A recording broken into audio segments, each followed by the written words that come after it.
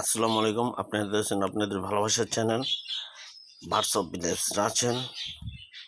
তো আপনারা দেখতেই পাচ্ছেন আমার এইগুলো সিম, এই যে দেখতেই পাচ্ছেন অরেঞ্জ কালার, সাদা আছে, ডার্ক ব্লু আছে,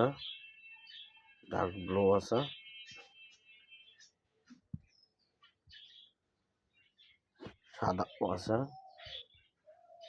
তো এগুলো হচ্ছিল আমার সিম। তো এই সিমগুলো মাশাআল্লাহ সিমগুলো টিকে গেছে আর কি, কারণ এখান থেকে অনেক সিম বিক্রিও করা হয়েছে। তো আপনারা জানেন যে আমি আসলে অ্যাকুরিয়াম সাইডে কাজ করি এবং বার্ড সাইডেও কাজ করি। তো আমার সামনে আরেকটি জিনিস নিয়ে কাজ করব, সেটা হলো রাম ছাগল নিয়ে। মানে রাম ছাগল না, তো ওইগুলোকে বলে কি ক্রস জাতের ছাগল, কান বিশাল বড় বড়, মানে ব্ল্যাক বেঙ্গলও না দেশি ছাগলও না, কান বড় বড়। বেশিরভাগ ক্রস ব্রিডের ছাগলই বলে, আবার কেউ কেউ রাম ছাগল নামেই চিনে। কান বড় থাকা মানে রাম ছাগল, এরকম উপমার মাধ্যমেই চলতেছে। তো আমি সেটা নিয়েও কাজ করব, সেই প্রসঙ্গেও আমি যাব। তো আমার এই সিমগুলো দেখেন, সিমের পাশাপাশি আমার এই যে আরটিভি গাপ্পিগুলো আছে, এখানেই আছে আরটিভি, ওই যে আরটিভি, ঠিক আছে, আরটিভির গাপ্পিগুলো আছে। এবং তার পাশাপাশি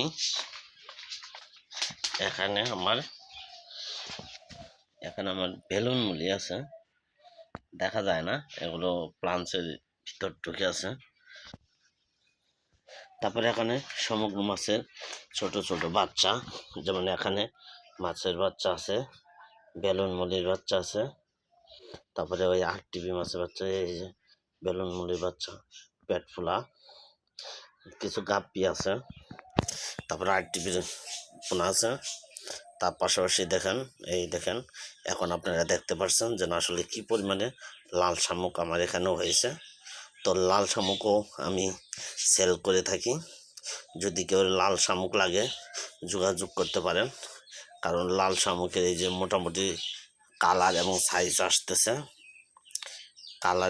আসতেছে, এই যে দেখেন কালার সাইজ কোনো দিক দিয়ে কমতে নাই। যারা লাল শামুক পছন্দ করেন অ্যাকুরিয়ামের জন্য, এবং তারপর দেখেন এই যে প্লান্টসের এই দিক দিয়ে অসংখ্য আছে, এগুলো বড় হলে পর্যায়ক্রমে আপনাদেরকে দিতে পারবো। এই দেখেন, মানে কোনো কমতি নেই, ঠিক আছে, কোনো কমতি নেই। আপনারা যে যেভাবে নিতে পারেন আমিও দিতে পারবো, কারণ এগুলো লাল শামুক, এগুলো আমি ব্রিড করাইছি, আমার এখানে হয়েছে।